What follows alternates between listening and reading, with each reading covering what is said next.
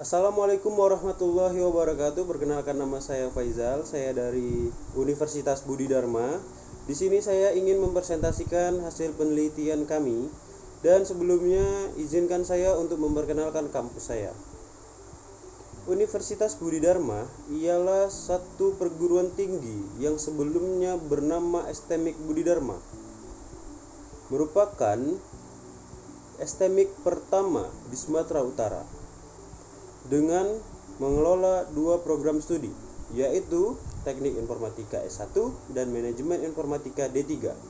Serah terima SK izin Universitas Budi Dharma diserahkan langsung oleh LL Dikti Wilayah 1 Sumatera Utara, yaitu Bapak Prof. Dr. Dian Armanto, MPD, kepada Ketua Yayasan Pendidikan Tinggi Nasional Budi Dharma oleh Bapak Dr. Maringan Syanturi SE MKom MMSI, dan Ketua STMIK Budi Dharma oleh Mesran Eskom MKom pada tanggal 8 Mei 2020 bertempat di kantor LL Dikti Wilayah 1 Sumatera Utara.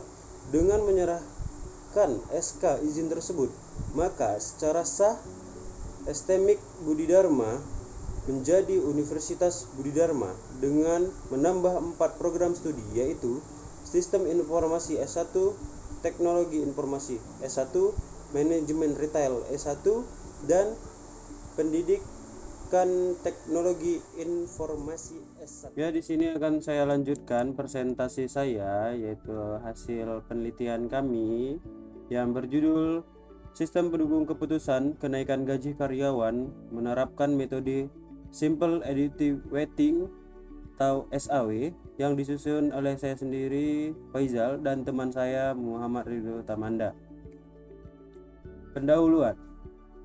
Penggunaan teknologi saat ini tidak hanya pada bidang tertentu saja. Pertumbuhan teknologi yang cepat dapat berpengaruh terhadap kemudahan perusahaan atau instansi maupun organisasi dalam mengerjakan suatu aktivitas dengan efektif dan efisien.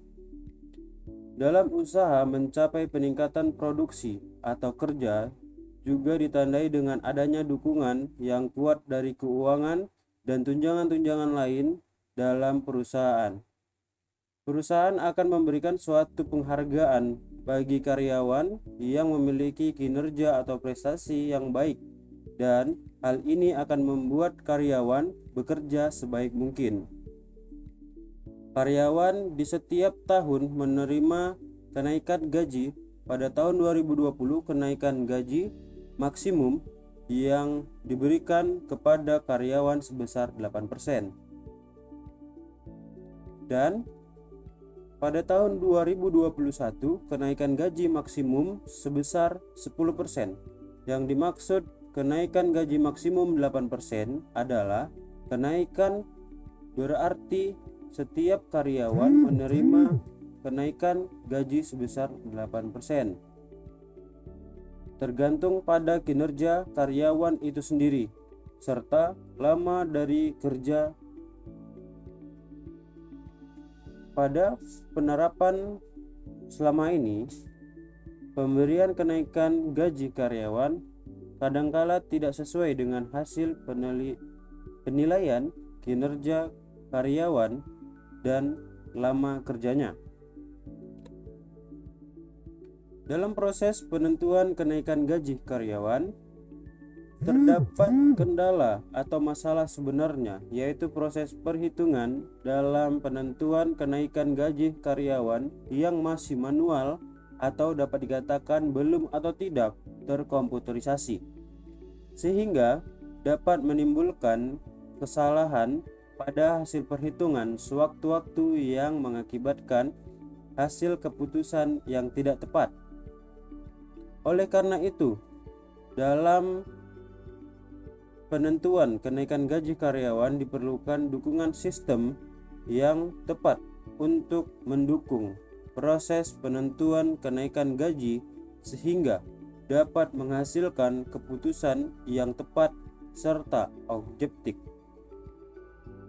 Maka dari itu, salah satu sistem yang mampu menyelesaikan masalah tersebut adalah sistem pendukung keputusan atau SPK. Sistem pendukung keputusan atau SPK adalah suatu sistem informasi spesifik yang ditujukan untuk membantu manajemen dalam mengambil keputusan yang berkaitan dengan persoalan yang bersifat semi terstruktur. Pada penilaian ini, penulis akan menerapkan metode Simple Additive Weighting atau SAW. Dengan adanya sistem pendukung keputusan ini, perusahaan akan mudah menentukan kenaikan gaji karyawan yang nantinya akan memberikan manfaat untuk mempermudah kepala pimpinan perusahaan dalam melakukan proses perhitungan dengan mekanisme perhitungan yang baku dan konsisten, dan dapat menghasilkan keputusan yang tepat dalam penentuan kenaikan gaji karyawan. Kajian pustaka. Karyawan adalah seorang yang bekerja di sebuah lembaga perusahaan yang menggunakan tenaga dan waktu yang berhak menerima upah atau gaji setiap bulan dari perusahaan tempat ia bekerja. Kenaikan gaji merupakan salah satu bentuk apresiasi dari setiap perusahaan untuk karyawannya yang telah memperoleh atau meraih kinerja bagus selama 1 tahun atau lebih pada jabatan yang ia jabati di dalam perusahaan tersebut. Sistem pendukung keputusan. Sistem pendukung keputusan merupakan suatu sistem yang dimana dapat melakukan pendekatan untuk membantu mengambil keputusan dengan memberikan kemudahan pada suatu masalah tertentu yang harus dipecahkan oleh manajer dengan mengambil keputusan yang berkaitan dengan persoalan semi terstruktur dan tidak terstruktur. Pada dasarnya, sistem pendukung keputusan menggunakan data, memberikan antarmuka pengguna yang mudah, dan dapat menggabungkan pemikiran mengambil putusan. Kajian pustaka mengenai metode Simple Additive Weighting yaitu adalah metode penjumlahan bobot dari kinerja setiap objek-objek yang berbeda dan memiliki kesempatan yang sama pada semua kriteria yang dimiliki. Metode Simple Additive Weighting atau SAW memerlukan proses normalisasi matriks keputusan X ke suatu skala yang dapat dibandingkan dengan semua rating alternatif yang ada. Dengan sistem perankingan seperti ini, diharapkan penelitian akan lebih akurat karena berdasarkan pada nilai kriteria dan bobot yang telah ditetapkan sebelumnya, sehingga nantinya akan diperoleh hasil yang lebih akurat. Misalnya, untuk karyawan yang akan menerima kenaikan gaji pada perusahaannya. Metodologi penelitian. Penelitian lapangan pada bagian pertama ini, penulis melakukan beberapa metode seperti pengamatan, wawancara kepada kepala pimpinan perusahaan atau direktur. Adapun data-data yang diperlukan dalam pengolahan data sistem pendukung keputusan dengan metode SAW, yaitu data karyawan yang diperlukan untuk olah dan diterapkan pada sistem pendukung keputusan dengan metode SAW. Data-data karyawan yang dijadikan sebagai data kriteria, data himpunan kriteria, data alternatif, data klasifikasi. Penelitian kepustakaan. Pada tahap ini, penulis membaca literatur terkait penelitian-penelitian yang pernah dilakukan sebelumnya oleh beberapa pakar, termasuk membaca beberapa buku dan jurnal yang berhubungan mengenai kenaikan gaji karyawan dan berkaitan dengan metode yang digunakan pada sistem pendukung keputusan kenaikan gaji karyawan. Analisa sistem. Pada tahap ini, penulis melakukan riset pada perusahaan untuk mendapatkan suatu hasil sebagai pendukung keputusan untuk menentukan kenaikan gaji karyawan berdasarkan metode penelitian yang dilakukan.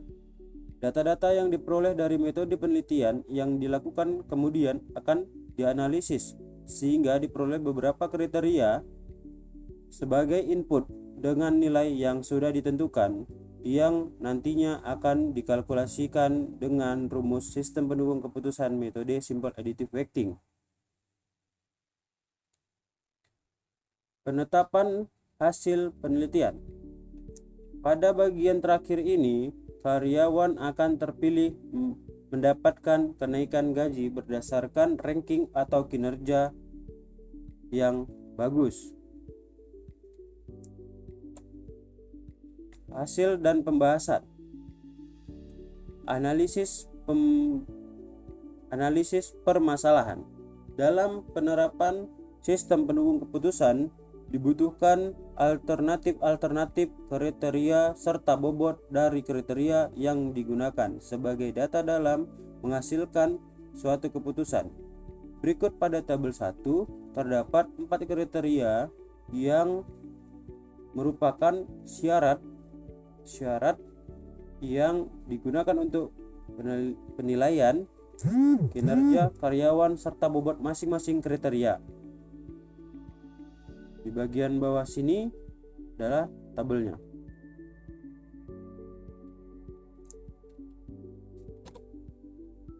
Dan berikut adalah tabel keterangan pembobotan atribut atau kriteria.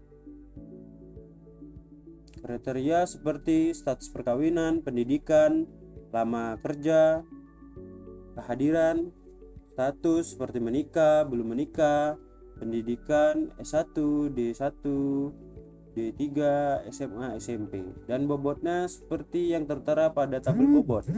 Ada 1, 0,7, 0,50 dan 0,25. Dan di sini ada tabel 3 adalah alternatif dan nama karyawan yang akan dinilai kinerjanya. Alternatif itu berisi nama-nama karyawan yang akan dinilai, dan kriteria itu adalah patokan untuk mengukur menilai ranking setiap karyawan.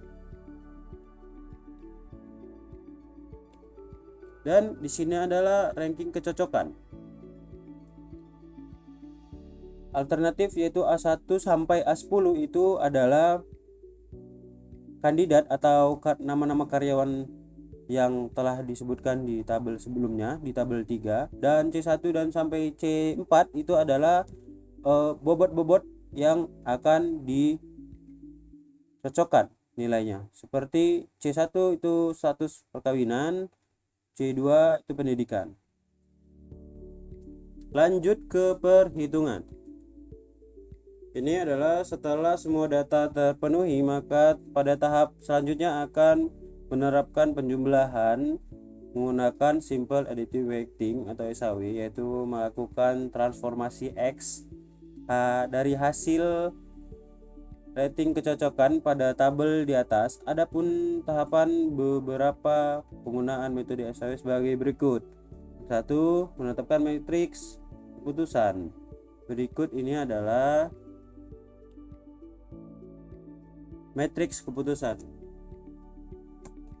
dan di bawahnya ada tabel maksimal benefit dan nilai minimal cost. Bagian 2 ini melakukan perhitungan matriks ternormalisasi. Berikut ini adalah untuk mendapat perhitungan matriks ternormalisasi. Berikut ini mendapatkan perhitungan matriks ternormalisasi kriteria C2, dan ini ternormalisasi kriteria C3, dan ini untuk kriteria di C4. Berikut ini hasil perhitungan untuk mendapatkan matriks normalisasi terlihat pada matriks RIJ ini di bawah. 3. Menghitung penentuan nilai ranking P1 berikut untuk mendapatkan tahapan akhir menghitung nilai ranking P1 seperti berikut.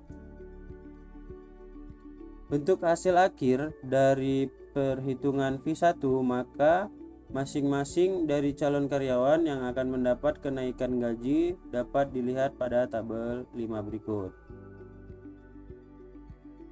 Di sini alternatifnya tadi berbentuk kode A1 sampai A10 dan ini namanya. Dan V1 ini adalah nilai rankingnya dan diperingkatkan oleh dengan angka 1 hingga 1, 2, dan 7. Dari perhitungan di atas telah diperoleh bahwa terdapat 3 karyawan perusahaan yang memiliki nilai tertinggi, yaitu Neta dengan alternatif A8 dengan nilai 0,775, Anton dengan alternatif A10 dengan nilai 0,775, dan Tara dengan alternatif A9 dengan nilai 0,773. Maka dari informasi yang telah diberikan di atas menunjukkan terdapat 3 karyawan yang akan mendapatkan kenaikan gaji. Adapun kesimpulan yang telah didapat dari penelitian ini yaitu dengan adanya sistem pendukung keputusan penentuan kenaikan gaji karyawan dengan metode Simple Additive Weighting atau SAW dapat membantu serta mempermudah melakukan proses perhitungan dengan mekanisme perhitungan yang baku atau konsisten dan dapat menghasilkan keputusan yang tepat dalam penentuan kenaikan gaji karyawan. Presentasi saya ingin memberikan pendapat saya tentang manfaat mata kuliah metodologi penelitian ialah dapat menyusun laporan atau tulisan atau juga karya ilmiah baik dalam bentuk paper, skripsi, tesis maupun disertasi. Mengetahui arti pentingnya riset sehingga keputusan-keputusan yang dibuat dapat dipikirkan dan diatur dengan sebaik-baiknya. Dapat menilai hasil penelitian yang sudah ada, yaitu untuk mengukur sampai seberapa jauh suatu hasil penelitian dapat dipertanggungjawabkan kebenarannya. Terima kasih. Itulah tadi hasil presentasi saya, dan jika ada kata-kata saya yang salah, mohon maaf. Assalamualaikum warahmatullahi wabarakatuh.